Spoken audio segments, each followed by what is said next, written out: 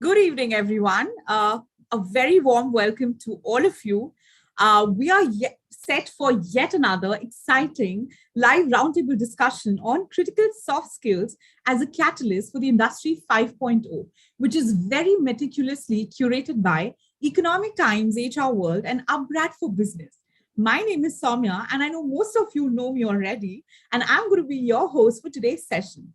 Today, we have come together with a powerful panel to move the needle towards honing the critical skills that will act as a catalyst to prepare your talent for Industry 5.0.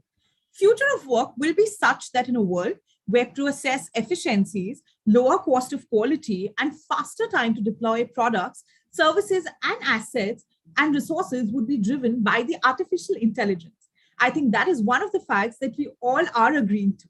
But the human intelligence will have to move to a higher order. Humans will have to ensure that technology is harnessed for the greater good than exploited for the individual profits in the era of Industry 5.0. I'm super elated to welcome this dynamic panel of speakers joining me for this intriguing and a super promising session.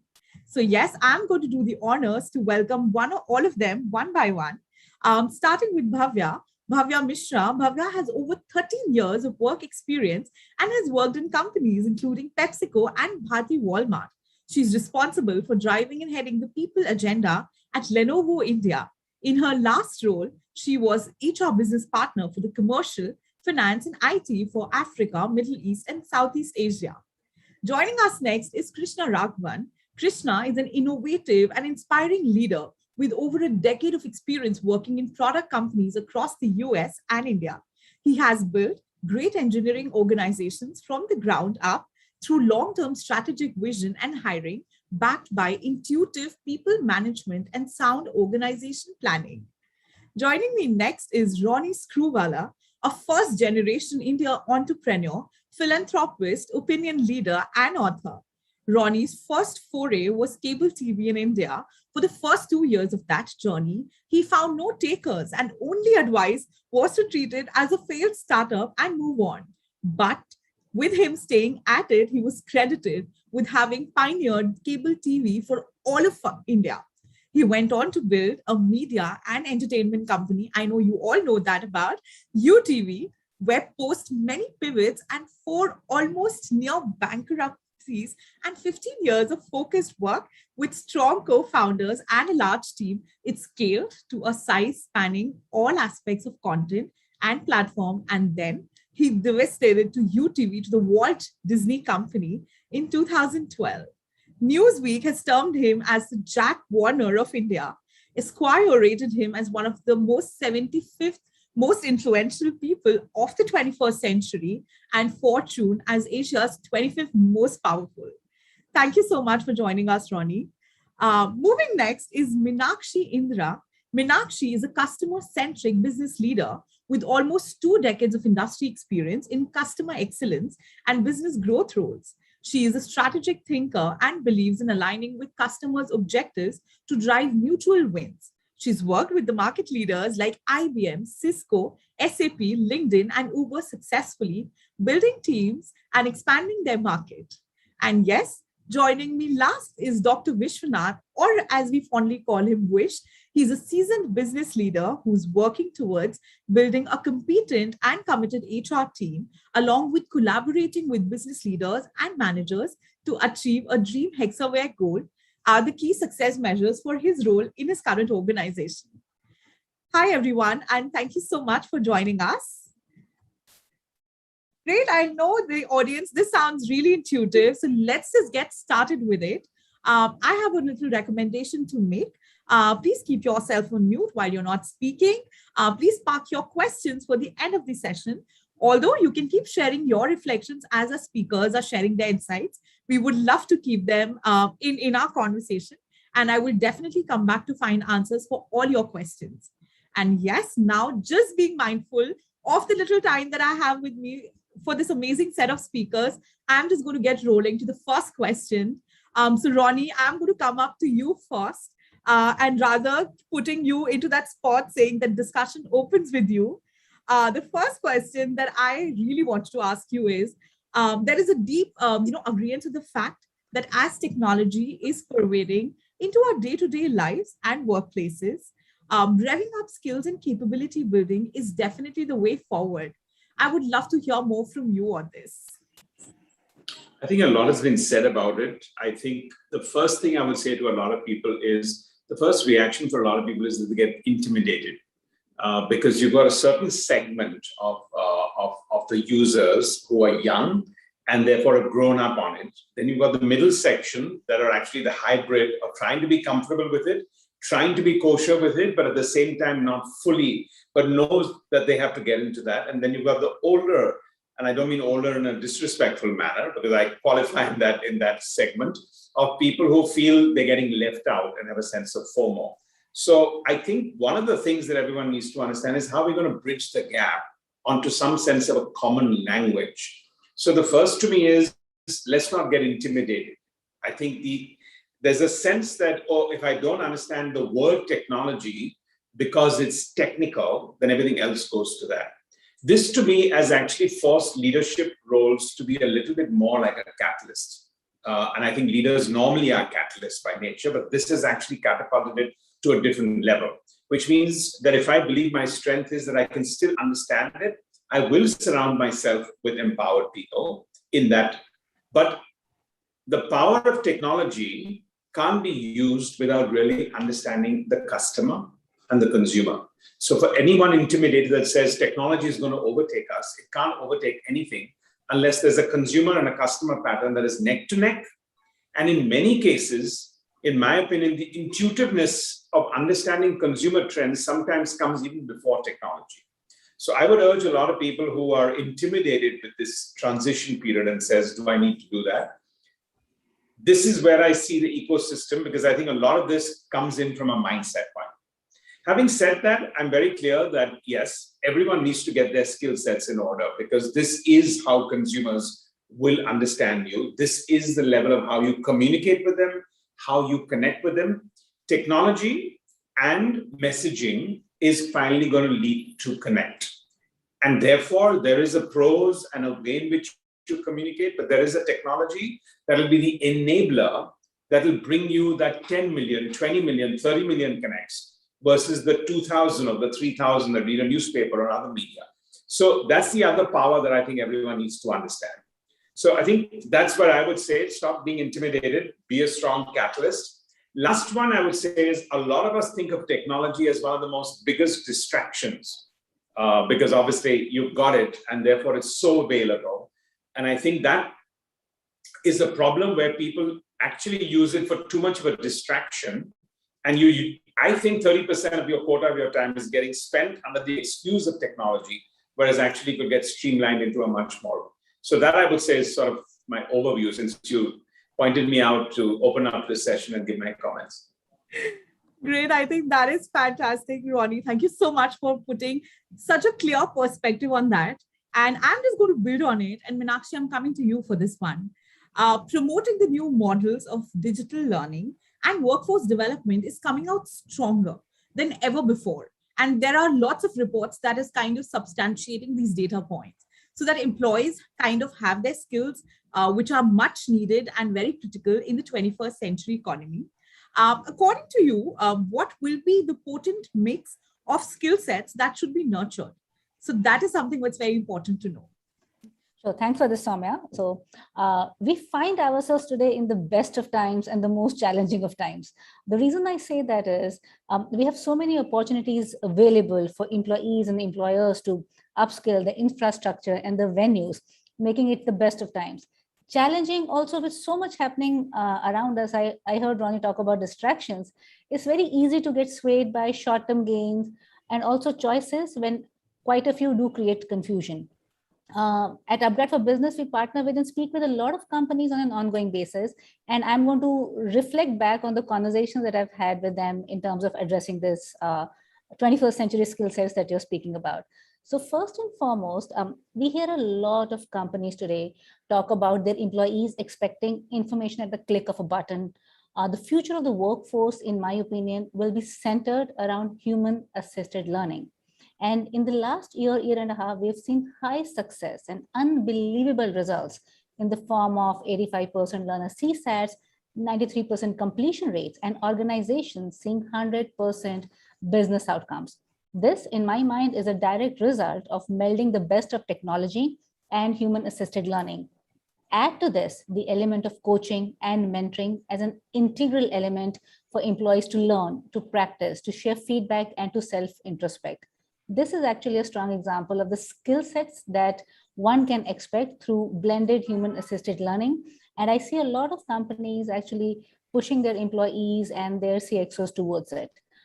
Secondly, corporate offerings really will need to include programs that are focused on developing organizational mindset through softer skills or the behavioral programs, along with the hard skills under data or emerging technologies. For example, developing grit and resilience, learning agility, creativity and innovation, critical thinking, problem solving is actually helping bring the focus back in developing the human intelligence aspect, which is critical for employees and employers today. Thirdly, as we find ourselves running through Industry 5.0, it's about rehumanizing technology, ensuring industry-centric learning, depending on the industry, whether it is BFSI, healthcare, pharma, ITITS, retail, so on and so forth. The reason I say that is the curriculum that's relevant for a BFSI might not be the best suited for a pharma segment. Hence, it's important to build organization-wide programs according to the data and tech skill sets required in their domain or industry. Last but not the least, I'm reminded of a quote by Peter Drucker, "Culture eats strategy for breakfast." And any organization's culture agents are its leaders. It's critical to focus on leadership development. Without able leaders transitioning from Industry 3.0, 4.0, and now to 5.0, for any organization is just not going to be possible. Digital transformation does not fail due to a lack of skill set or tool set of the knowledge workers, but really due to the lack of right mindset of its leaders. I think you touched upon, Meenakshi, on a couple of points that are so important to be acknowledged in this journey. And thank you so much for mentioning that. I think developing an organization mindset is something that is just one of those stepping stones in this journey. And obviously, we're going to go back on it. And Krishna, I'm coming to you for this one now. Could you share some of the challenges from your personal experience, of course, that you've encountered in building a talent pool of soft skills, and what exactly worked to address them? So maybe you can just kind of share the top two and the answers for those. Sure, Samyat. Thanks. I think, thank you for, first of all, inviting me to be part of the session, and great to meet the fellow panelists as well.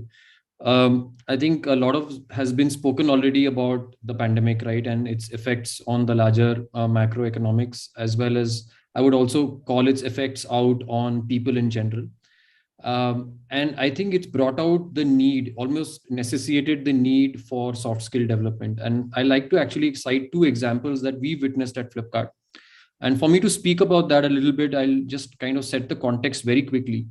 At Flipkart, we look at people in two fundamental ways. One is behaviors, what we call values. And second is the skills that you employ while you are actually in your role, right? Could be a role in finance, could be a role in technology. And when I talk about values, one of our most important values is inclusion and diversity. And while a lot is spoken about, gender diversity and all of that, for me, inclusion starts with the mindset, building a mindset of inclusion. And in the pandemic, the story I'd like to talk about is when you are suddenly a leader or a people manager and you have new members joining your team for the first time, and that too remotely, you've never actually interacted with them. And you don't have the skill, by the way, to assimilate them into the team yet. So this was a big challenge for us as we looked upon it, because not only leaders were joining us remotely, but we had team members joining us. How do you actually ensure that you have an inclusive immersion program for people joining the company, experiencing the company? And this is something that we invested quite a bit in both in our leaders, in our people managers. So for me, that's a very essential skill, the mindset of inclusion. And that's when really organizations thrive, because the kind of skill sets you need to employ right now to solve problems, many of these problems have never been faced before, be it in the technology realm, be it in any realm that you talk about. So That's one example I'd like to talk about. The second dimension that we actually look at people from is, as I said, the skills or the competencies. And one of the most important competencies, the way we look at competencies, is through an agility mindset. So we have different competencies defined for any individual at a leadership level. We call them people, results, change, and mental agility. So this is how we actually look at it. And the example I'd like to draw about is this aspect around when in the pandemic and when you're going through the first wave, then the second wave comes through. There are two skill sets that a manager needs to employ. Does the manager even understand from a soft skill standpoint the employee on the other side? You don't have the luxury to actually be able to meet this employee in a physical space anymore. You have to gauge and sense how this employee is feeling at this point in time. So we had to actually invest in a program called Coach with Compassion, which is to bring the element of compassion into your conversations, in fact. And there's a subtle difference between being sympathetic and being compassionate, right? It's sympathetic is almost like, putting the other person on a lower pedestal, but in compassion, you're actually looking at the person in an equal pedestal. And with an empathy, you're actually dealing with that person. So we had to invest a lot in this angle. So these are just two examples for me that I like to quote, which utilize two key, I would say, soft skills of the future and relevant problems in the Flipkart context, both that actually appeared on the horizon only in the pandemic, became much more heightened, and the kind of development we had to do in our people. I hope that answered your question, Soumya. Yeah, it absolutely did. And thank you so much, Krishna, because I think whatever discussions, whatever theories we had before pandemic are completely washed off now. So any experiences, any anecdotes that come from the last 1.5 year are so important for all of us as speakers, as a community. So thank you so much for highlighting that. I'm coming to you now, Dr. Vishwa. I would love to know that how is your organization how is your organization's EdTech partners are scaling this roadmap? That's one important aspect that we would love to know. And kind of they are setting the stage for an organizational mindset that both Meenakshi and Krishna have really focused on for the industry 5.0. So if you could just enumerate a couple of examples, it would be fun to learn from you. Sure. And thank you so much for the opportunity, Soumya. Lovely to be on this forum. So at ETHRWorld, we have two drivers of learning. One is what we call ETHRWorld. It is a ETHRWorld university. And more than 80% of that university, though of course it's a physical space in our beautiful campus in Chennai, but 80% of ETHRWorld is actually online. It's virtual. So you can imagine surely the amount of activity that happens with thousands of people joining, thousands of freshers joining is stupendous. And I'll share with you what we do and how we run that place. The second is an even more interesting place I discovered when I joined ETHRWorld about 2 years back is for our BPS unit, which is now almost 7,000 plus people. We have ETHRWorld Academy, which is also like a university, but it operates with much more action and courses, and surely the amount of training activity in a BPS unit is quite large. So just watching these two places in action, there are 2 or 3 observations and learnings that we have had. One is learning is no longer discretionary. We realized that last year, and we actually articulated our employee value proposition, which has 5 pillars. But one of the most critical pillars of that employee value proposition is learning and growth. And we said that at ETHRWorld, learning and growth is not going to be something that somebody else is going to mandate. It is something that you have to own for yourself as an individual and as a professional. So we have a mantra called Own Your Game, which pervades everything that we do and the way we do it, including our learning and development initiatives. So that's one thing. Second is that learning no longer is limited to what I need today and tomorrow. As an organization, and of course as a sector, we realize that the future is coming in so fast that by the time you think about how to prepare for it, it is already there. And enough and more changes in the sector, including in the organization that I'm a part of, the speed of change has been tremendous. So we said learning has to be proactive and learning has to be employee driven. So that's the second principle that we highlighted in the way ETHRWorld and Hexa Academy run. And third is, in all our communication, internal conversations, our formal, informal processes and programs, we said there are three important soft skills for the future that as an organization, we have to build as an organization capability. One is flexibility. No matter what technology you work on, no matter what process you work on, your ability to be tolerant to the ambiguity that the future brings in is absolutely critical, and that will come only through flexibility. Second is learnability. Surely learning how to learn, I think, has become an exclusive skill for all of us in this industry.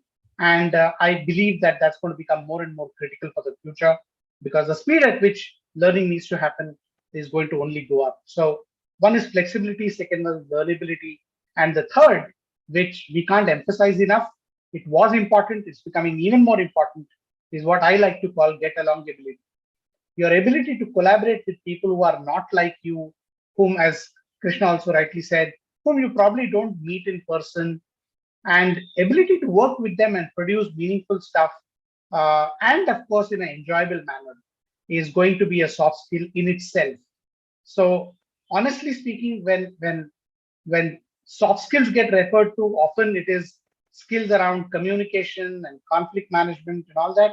Those are important. I'm not saying they're important, but I think flexibility, learnability, and get along ability are becoming very, very crucial. And that's really what in our soft skills initiatives we are highlighting. And our tech partners whom we work with very closely, including those who help us design and manage our learning management system, are also gearing up to this, both in terms of scale as well as in terms of creativity, because just the way these skills are being taught and learned is going to be different in the future. So this is really where I would like to place how ETHRWorld is looking at building soft skills capabilities. Awesome. Thank you so much for that, Dr. Vishwa. I couldn't agree more. I'm just taking notes of it. It's really fab and so honest of you to just come out with it. They might look very simple, but they are very, very critical. And I think that is the essence of this discussion today. Bhavya, I'm just going to come to you. And the question that comes to my mind for you, I have kind of researched on your profile, I'll be honest, and just leveraging your time to know something that is very close to your heart. In your experience, are there certain soft skills that tend to be correlated to people's performance and career advancement? I think that is the thing that we are trying to kind of approach here, the futurability or the scalability or the sustainability of it. So what are those skills that you would want to highlight in advancement? And obviously it comes from the manufacturing industry. So that's why I'm going to leverage your experience here. Thanks, Soumya, and thanks for having me here. I think some great learnings for me as well from all the fellow panelists till now. From my perspective, the way we're looking at it, and I think whether it was in PepsiCo, my previous organization, or now in Lenovo, I think the fundamental point is to look at what is changing, right? Or why all of this discussion? Because soft skills have always been important, right? But what is the change now, and hence, what are the additional things that we want to talk about, right? So the first, which was all related to Industry 4.0, right, which is automation, all kinds of machine learning, as well as efficiencies, etc. All of that was there. But I think now everybody has realized and come to the terms with the fact that anything and everything that can be automated will be automated. And hence, as human beings, as all of us as leaders, we have to kind of double underline the facts of where is it, if everything is automated, then where is it that you are adding value? And I think when you look at the process itself, right, some of the critical areas of decision making, right? And if I just break it up into whether it's critical thinking, whether it's thinking creatively, innovatively, all of that becomes very important in this bucket of decision making, because you have all information. Today, I think, unlike in the past, there is no value of having information because everybody has the same information that you have probably. But the value of it is in actually being able to derive insights from there and making a decision, right? So that becomes a very, very critical soft skill to develop over a period of time, and something that definitely you need intervention for from a human perspective, and hence Industry 5.0, right? The second one, I think, as more and more things become automated, more and more, as you become more connected in the world, right? The world is really one. So today, sitting in India, I can do a job for the US. Somebody in the US can do it for me, and it's not about lower grade jobs or repetitive jobs. I think extremely value-added jobs also can be spread across the world for most organizations, and I think that's our case as well. Now, if the world is like that, then what are the critical soft skills which become relevant for you to succeed in that kind of a scenario where everybody is working across the world, right? So that whole thing around leadership skills, inclusion, and I think Krishna gave an excellent example around inclusion. Your inclusive skills to be able to understand different cultures, work with people and work with different types of people, being able to connect with people, and those interpersonal skills become very, very critical because of this, that you're not just working with people who are sitting in front of you and you can have a coffee with, you're working with people who may not be working the same hours as you, people who may not understand the same cultural language as you. And hence that whole, bucket of the collaboration, connectedness, and soft skills related to that become very important. So that's the second one. And then the third one, since all of this is so driven by technology, right? And I think the very definition of technology comes from the fact of it being transformative in nature. So, all of the soft skills that kind of build on that, which means that what is true today may not be true tomorrow. And hence, the whole emphasis on learning, relearning, trying to forget everything that you knew till yesterday and being ready to reskill myself again, resilience, change management, all of that, I put that together and say that because of the transformative nature of the world that we are in right now, all of these soft skills are extremely important. So in summary, I would put them in these three buckets. The first one is around decision making and critical thinking and everything related to that, right? Thinking innovatively, creatively, being able to put insights together, etc. So that's the first one. The second one is around your interconnectedness, collaboration, inclusion, all of that. And then the third set of soft skills would be around how quick are you, how fast are you to be able to reinvent yourself, learn what is happening now and forget about what was there yesterday, of course, taking the learnings along. So that's the way I would look at it in terms of absolutely mandatory skills, that all of us need to build over a period of time. Yeah, I think I totally agree. And I think the panel agreed big time. We all were nodding our heads, Bhavya. So thank you so much for putting that across. And Ronnie, I'm going to come to you now. I really want to have your perspective on one big question here, which talks about that how can we as leaders unleash the power of EdTech for the greater good? It might sound a little rhetoric, I think, but this question is very, very important. So happy to hear from you. Ronnie, you're on mute. Sorry. I think the best way we can do that is by unleashing. So I think first we should just figure out that it actually needs to be unleashed. This is not a drip. Dr. Vishwanath talked about it being non-discretionary. And I'm so glad that both Krishna and Bhavya have also spoken about soft skills in a very, very key and important part. Before that, when people said not everyone that joins the workforce is employable, most people would feel, what does that mean? But actually at the core, it's soft skills. When you say not employable, it means the gap between the hard skills and the soft skills is the reason why they're not employable and they need to therefore get trained. What are they getting trained on? Collaborativeness, empathy, communication, connect, articulation. And articulation doesn't mean auditory power skills, just being able to connect. So 40% of effectiveness of all work is actually not getting the next mileage because it's of soft skills. And I think education technology can unleash that in a massive way because there is plurality. What is the difference between education? See, firstly, I think for me, education as a word is a little bit heavy for anyone who's in the working career. And therefore, I think all of us like to use the word learning. Because education just sounds like it's a calendar event, right? I went to school, then I went to college, then I threw my hat up, and then I'm all done. So wait a minute, how does this work? Now you want me to go back to the word education? Just sounds like, what am I going to negotiate and tell my family, tell my friends, tell my whatever. So it is about being in the learning category. So I think technology, education, when you went to universities, was a much more selective process. The power of unleashing is much more an eliminative process. And by that, I mean that if you had 100,000 applications, about 1,000 people would get selected. Here, if you have 100,000 applications, other than the people who might be disqualified for a particular reason, can actually benefit from it. So that would be one aspect. I think the second one, it's not a top up anymore.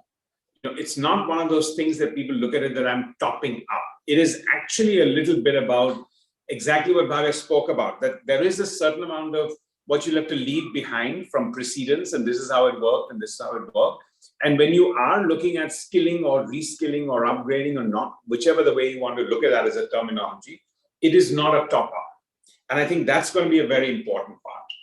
Lastly, I think EdTech allows you to measure outcomes, because with that comes technology.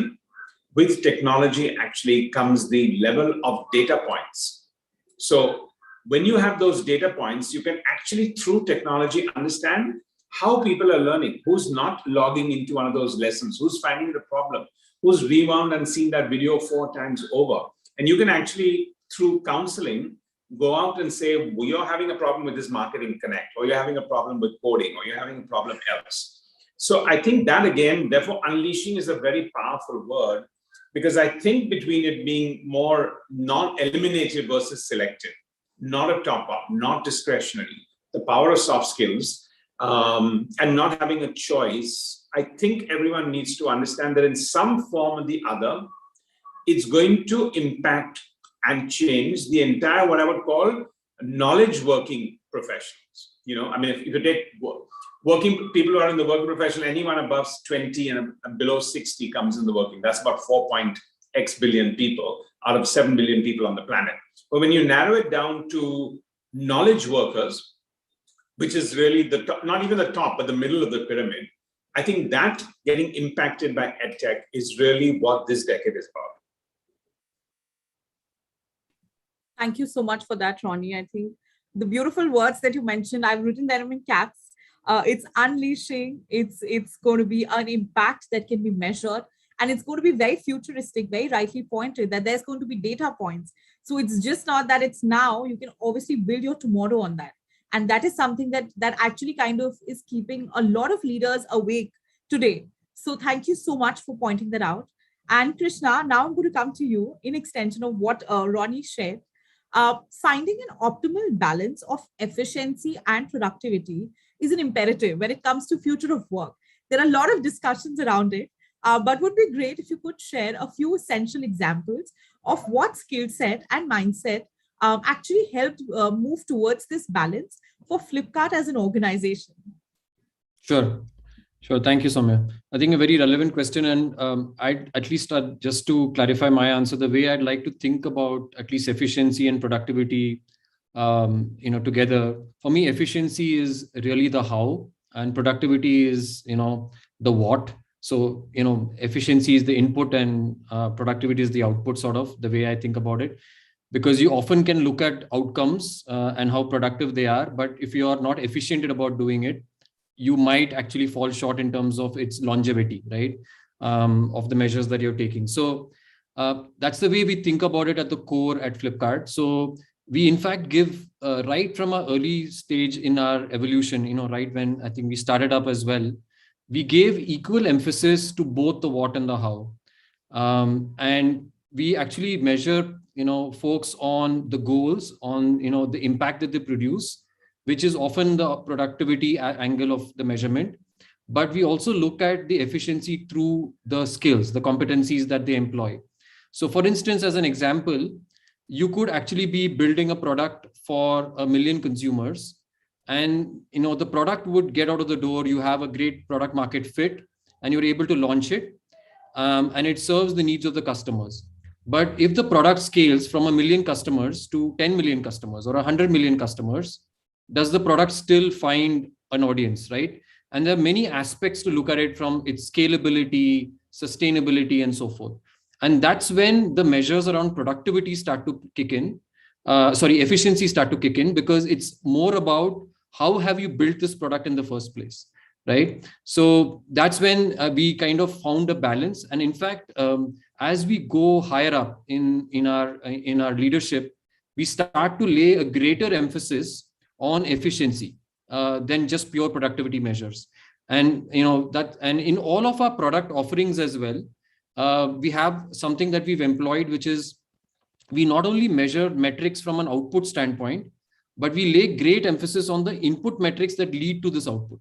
So in all of our conversations internally with the company, we constantly challenge ourselves that we may be actually reaching the intended outcome for a particular year, for a particular quarter, but we also kind of question ourselves constantly and challenge ourselves, saying, is it sustainable enough? Are the input metrics also healthy? And that's when you start to chase long-term versus just the short-term. So that's the kind of example I'd like to at least cite, Soumya. Soumya, if I may, I'd like to add to this. Yes, Meenakshi. So what Krishna just said really resonated. Essentially, Krishna, if I can just extend this forward, when you're talking about efficiency and productivity, you're also talking about building a culture of innovation, building a culture where there's, I won't necessarily call it experimentation, but trying a new way of doing things towards this input and the output measurements. And I heard Dr. Vishwa talk about that as well. This honestly is critical. As leaders, as businesses, we need to build this rigor right from the grassroots to the person who's driving that business, because otherwise it just kind of gets missed out somewhere and we end up just making a hash of all of it. So if the newest employees, the youngest employees can really believe into what organizations are doing, I think the softer skills, the outputs that we're talking about are just a foregone conclusion. I think that is great. Thank you so much. Meenakshi. And Krishna, of course, I think, thank you so much. I think every time when I always say that whenever we connect with you, there is so much more that I learn. And it's always fantastic to know that it's just not about the profits now, it's about the sustainability of tomorrow. So that's a beautiful thought. I'm just now going to come to Dr. Vishwanath. There has been, the entire topic that you created about Industry 5.0, a lot of reports are stating that we need to definitely exploit the 4.0 technologies to get to the Industry 5.0. So that is one of the journeys. Do you see the same transition for Hexaware? Is going to be my first question. And what can be the top 2 milestones in this journey for you? All right. So as we speak, Soumya, Hexaware is going through a huge transformation on what we call digitizing Hexaware. So what we have done is, while there are strategic imperatives around aspects like creating one Hexaware, we are spread across 5 continents, and the complexity of the organization is growing even more. And this is possibly true of any other IT services companies. But with this, we have consciously embedded technology-based operations into our strategic plan itself. So there are 2 very, very important investments that we are making. One is on the operations side, on the HR operations side, looking at how do we really democratize data and information that everybody needs to be able to make the right decisions and fast decisions. Now, this particularly includes information that managers and leaders need on their people to enable them to perform even better. And that is getting supported by a performance management system, which again empowers employees not just on performance-based data, but also their learning and development plans. So far, what we were doing was learning and development was left to the individual, and therefore based on the pace and the convenience and the requirements that were perceived at an individual level, the program got driven. But now we have said, well, it has to get embedded or it has to get aligned to other processes like performance management. And therefore, technology is going to play a very, very significant role in empowering people and empowering their managers and leaders to enable learning and growth. So that's really where the technology interventions are helping ETHRWorld. Two critical milestones. One, of course, is timely implementation of this, because we all know that some of these things can go on forever. And second is the adoption of this at an organization. So our goal is to ensure that there is at least 70 to 80% adoption within first year, because that is when we will know how this is working and whether these investments are paying results. So that's really how we are proceeding on this for the near future. I think that's absolutely fantastic, Dr. Vishwa, and a very well-crafted plan in place, I must say. So all good luck to you. And I hope we would definitely discuss the strong impact that it's going to create. A lot in this conversation has come through about the mindset or the agility, or how ready are we to kind of accept, adapt, and be adept at that change. I know it sounds like a bit of a tongue twister, but I'm going to come down to you, Bhavya, for the next one.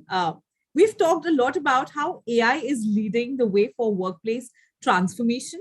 I think a lot of have already experienced it or are on that journey too.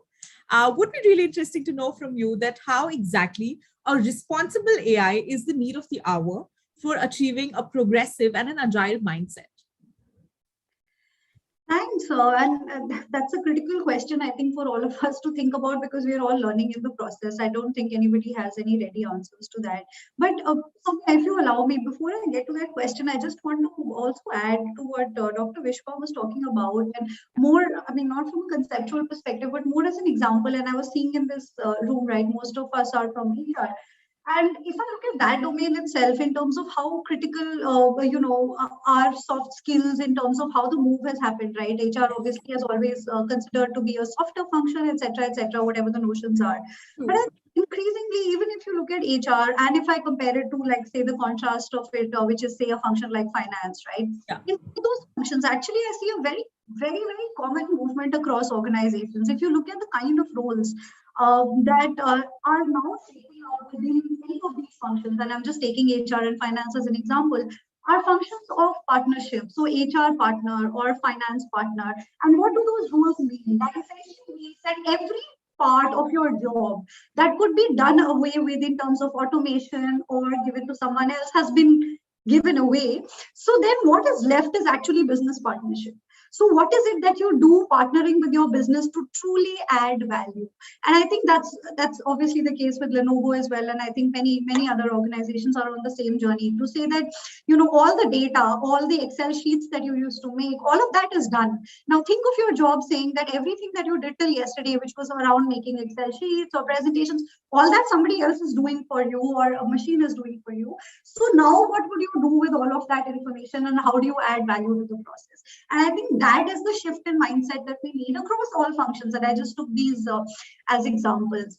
And now coming to your specific question again.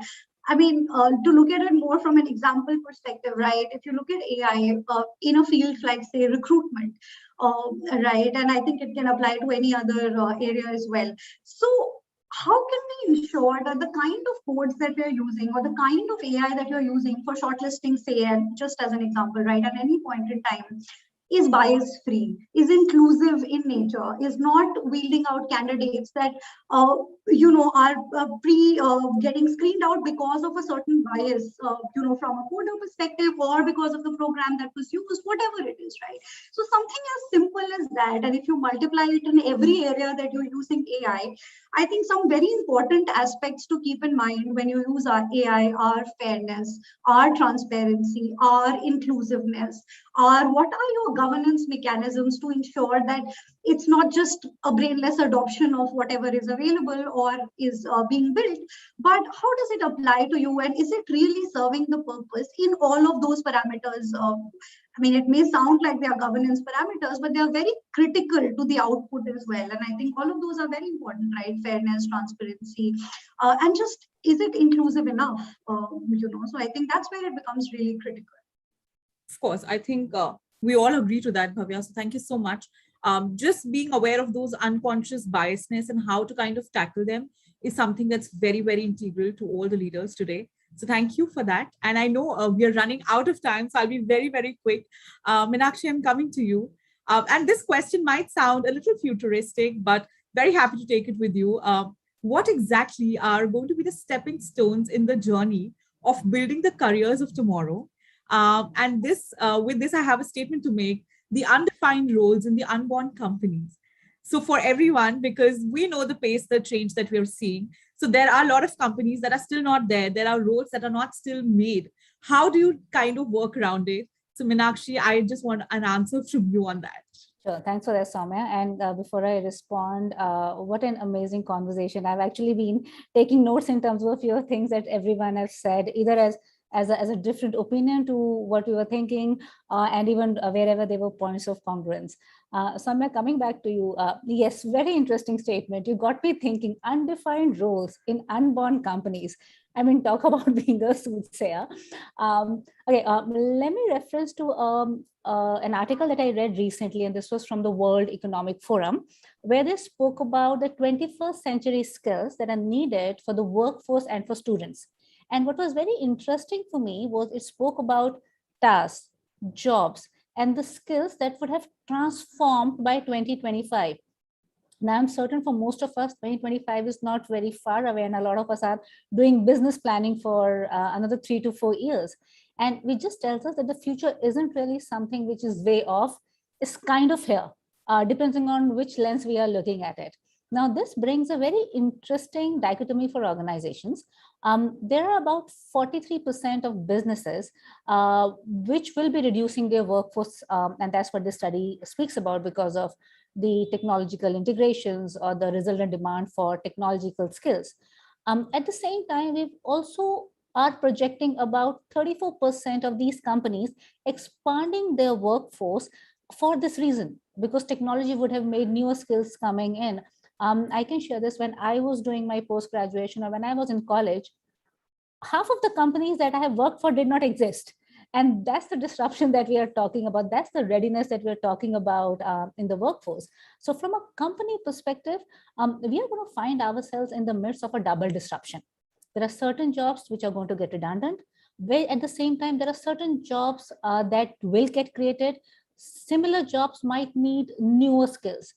This would be very, very clear that there is going to continue demand for talent, but this talent will need to be equipped with the skills that are needed for the future. I apologize, that's my intercom. What this means for company really is for them to have a future-ready talent strategy. So when you're talking about undefined roles, unborn companies, what we really need is future readiness in terms of the talent, in terms of the learning, in terms of the business competency strategies. The focus really would be in terms of building a workforce that's resilient, that's innovative, that's emotionally intelligent and very high on cognitive and metacognitive abilities.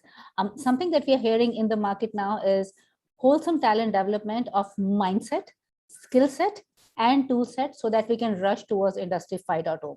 And when I say mindset, visualize the mindset as that of an organizational mindset, the outermost circle of what we do. Skill set is where you are empowered with your business units and your L&D heads, your HR heads who deliver. And tool set is really the competencies that your workforce then brings in. Before I bring this back to you, Soumya, just one last one. From an employee's perspective as well, very critical to demonstrate growth mindset. Yes. Focus on what your organizations are driving. Look at how your individual careers can be transformed by what the company is trying to do.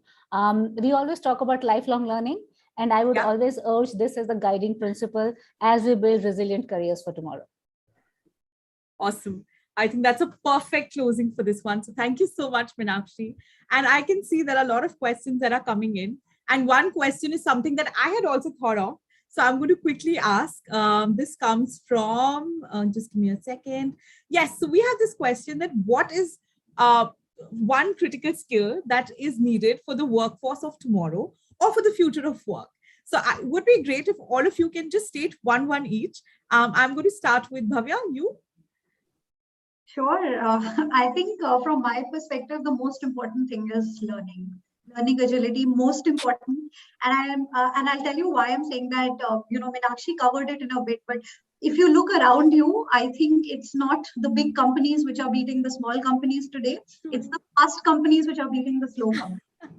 And which is why you need to learn, relearn, so that would be one for me, learning agility. Awesome. Thank you so much for that, Bhavya. Ronnie, I'm coming to you next. I'd say connect overall. It's a very large word, but connect, and with a close second in empathy, which I know is I think, Krishna went out to explain sympathy and empathy are not the same thing. But actually empathy, without empathy, you cannot have collaboration. You cannot have a collaborative workforce. You can't do so many things without that. And connect is exactly that. I mean, today when I've seen them on Zoom, 50% of us have our cameras off, for example. But how are you ever going to be able to absorb, learn, lead, communicate, and connect if you don't understand the basics of that? And then you wonder why there were miscommunications, and 50% of the time we're stressed out trying to do something else. So I would say connect with a close second of empathy. Thank you so much, Ronnie. And I second you there. That is one big complaint I always make in my team meetings. But so coming to you, Dr. Vishwanath, what would be your take on it? I would say tolerance to ambiguity, because that builds resilience. And resilience is going to be absolutely critical for the future, because nobody has answers. Nobody knows what the future holds. Thank you so much. Thanks a lot. Meenakshi? I'm a big fan of saying change is the only constant.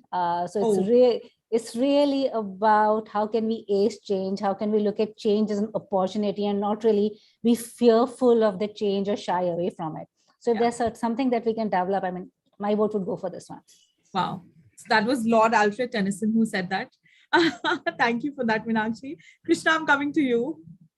I think all the good ones are already taken, but I'm just saying, I think for me, it's resilience. I think empathy also comes very close. And I'll just say, because resilience mindset, you can be a deer caught in headlights, right? I mean, then your learning stops. You can't even be empathetic as well, because essentially you're not thinking anymore.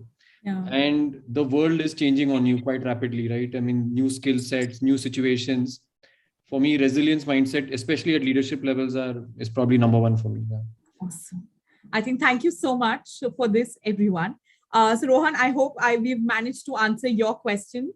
My next question is going to be from Nabeha Azim has asked us. And anybody, please feel free to take it, because I won't be calling out to one person in specific. As an employee, how can we translate our soft skills to our leaders in an online work from home setup? I can see some real pain behind this question, so anybody can take it. I think you need to allow candidacy. You need to be candid. I think most people feel that you can't really. You don't have to be rude. You don't have to be impertinent. But I think there is a way in which you can actually communicate that. 8 out of 10 times, it will be taken well if you said it well. I think 2 times it might misfire in whatever else. But I don't think you have a choice in today's world. If you want to individually grow, if you're going to hedge your bets and say, well, he's my boss and I can't give that feedback, actually it's hurting you. So take your gamble, take your choice, figure out how to communicate it, but do not hold back on it, because it's going to impede your own growth. I think we found that answer. Thank you so much for that, Ronnie. The next question, and very, very quickly, I'll try and take most of them, like I've been saying. DLN Reddy is asking us that future upskills have to be more in robotics. Don't you think HR has to reinvent to work with robots? I think that's an interesting one. Well, I would say the big answer is yes. There's no question about the significance of automation in HR. However, the R part of HR, I think, can be robotized, but not the H part, which means that there will be some aspects of HR services which can go to technology in different forms. Yeah. But it's also important to remember that H will never be about technology. I think that's a traditional mistake that companies, sectors have done and failed miserably. And these are the testing times where on one hand we talk about empathy and on the other hand we talk about automation. So they are dichotomous, but they can coexist depending on how you design your HR for the future. Awesome. Thank you so much for that, Dr. Vishwa. And now I'm just going to take the last question here. Okay, I am going to pick up for Thirumal Reddy. So Thirumal asks us that how do we leverage polarities and paradoxes at workplace? I think that's a great one to wrap up. Anyone? I can take that. Yes, please go ahead, Meenakshi. Yeah. Please. So these to me, honestly, if you ask me, these are part of the same coin, just two different sides of the same coin. And if I bring the people perspective to it, there's always a lot of learning. So when we talk about we are polars apart, it just means that there's a new perspective that maybe we haven't thought about, and it's there's a method to maybe understanding this. When we are talking about different paradoxes, to me, it's just a matter of perspective. Most of us have seen that meme, which is like one person is looking at 6 from one side and the other person is looking at 9. So I would just say that learning agility that I think a few of us spoke about, put yourself in the other person's shoe, look at what is it that we're trying to achieve. And one last point that I will speak about, in a company or an organizational context, always focus on the organizational priorities than a functional business or a person's priorities. Once we have that, it brings a lot of clarity and prioritization on these polars and these paradoxes. Beautiful. Yeah, I can add to that. I think yes, Bhavya, please. Yeah, very well said by Meenakshi, because I think sometimes we also overcomplicate life by saying, okay, at the work, how do we do this at the workplace, right? I mean, we do it all the time at home. Children are so different from their grandparents and we adjust to live with them. I mean, different kinds of ideas. You find your ways. I think it's because you want to make it work. And I think that is the whole principle of inclusion, right? To try to understand the other person, to try to understand where the person is coming from and treating the person in the way the person wants to be treated and not in the way that you think you want to be treated. I think that's the very fundamental of inclusion, right? That you look at the other person and try to understand where the person is coming from. And I think we do it at home all of the time because most of the times we don't have an option and you've got to make those relationships work. It's just at work we kind of try to overcomplicate it and that we have an option. So, I think that was actually a very good example. Thank you so much for that, Bhavya. And yes, with this, we come to an end of the session. I know there might be a lot of more questions, everyone. So please feel free to connect with our speakers offline. You can reach out to them through LinkedIn. You can make connections. And I hope you had a lot of fun because I really enjoyed moderating this session, getting to learn so much. And yes, a big, big thank you to Bhavya, Krishna, Meenakshi, Ronnie, Dr. Vishwanath. I think this was absolutely fantastic. The kind of takeaways were so handy. So thank you so much. And with this, everyone, Eleanor Roosevelt had actually said that the future belongs to those who believe in the beauty of their dreams. I think we all do. So thank you so much once again for joining us, being an exceptional audience. I hope you really enjoyed this session. I would also like to express my heartfelt gratitude to upGrad for Business and Economic Times ETHRWorld's team, who've not on the camera right now, but have really worked relentlessly to put up this session. So thank you, everyone, and have a wonderful evening ahead. Bye-bye. Thank you so much, everyone. Thank you. Have a good evening. Thank you. Bye. Bye-bye.